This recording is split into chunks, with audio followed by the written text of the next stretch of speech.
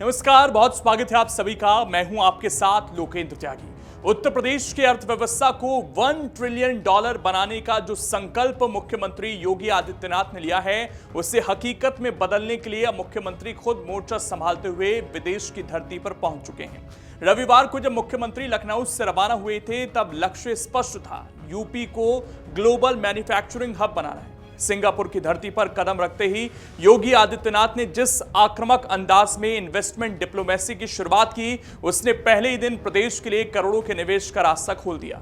साल 2017 के बाद यह मुख्यमंत्री का पहला बड़ा विदेशी दौरा है और इसकी धमक पूरी दुनिया महसूस कर रही है। सिंगापुर दौरे के पहले ही दिन मुख्यमंत्री ने एक मंझे हुए सीईओ की तरह वैश्विक निवेशकों के सामने उत्तर प्रदेश का विजन रखा। उन्होंने केवल कागजी वादे नहीं किए, बल्कि निवेशकों को यह भरोसा दिलाया कि आज का उत्तर प्रदेश नीतिगत स्थिरता और कानून व्यवस्था के मामले में दुनिया के किसी भी विकसित देश से कम नहीं। मुख्यमंत्री ने सिंगापुर की दिग्गज निवेश कंपनी टेमासेक होल्डिंग्स के चेयरमैन टीओ ची हियान और उनकी टीम के साथ एक हाई प्रोफाइल बैठक की। इस मुलाकात का असर तत्काल दिखा जब टेमासेक की पोर्टफोलियो कंपनी मणिपाल हॉस्पिटल्स ने गाजियाबाद में लगभग 500 करोड़ रुपए के निवेश की घोषणा कर दी। इतना ही नहीं, असेंडांस नामक कंपनी ने भी राज्य के लॉजिस्टिक्स और वेयर हाउसिंग सेक्टर में 500 करोड़ रुपए के निवेश पर अपनी मुहर लगा दी।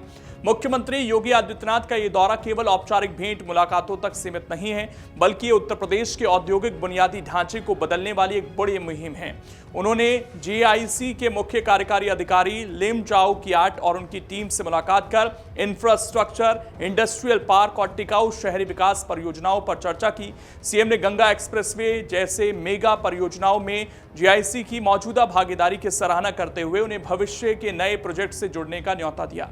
उनके साथ इस दौरे पर वित्त मंत्री सुरेश खन्ना और औद्योगिक विकास मंत्री नंदगोपाल नंदी भी मौजूद हैं, जो निवेशकों को वित्तीय और प्रशासनिक सुगमता का भरोसा दे रहे हैं। बैठक के दौरान मुख्यमंत्री ने निवेशकों को संबोधित करते हुए कहा कि उत्तर प्रदेश आज 25 करोड़ की आबादी के साथ दुनिया का सबसे बड़ा बाजार है।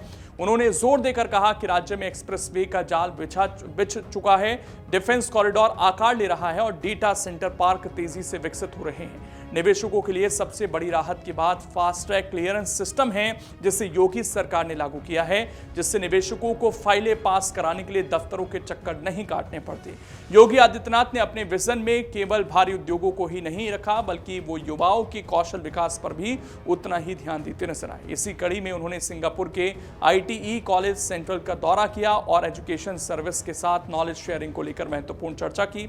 उनका मानना है कि जब निवेश आएगा तो उसके साथ रोजगार के अवसर भी पैदा होंगे और उन अवसरों का लाभ उठाने के लिए प्रदेश के युवाओं का तकनीकी रूप से दक्ष होना अनिवार्य है। सिंगापुर की ये 3 दिवसीय यात्रा 24 फरवरी तक चलेगी, जिसके बाद मुख्यमंत्री जापान के लिए रवाना होंगे।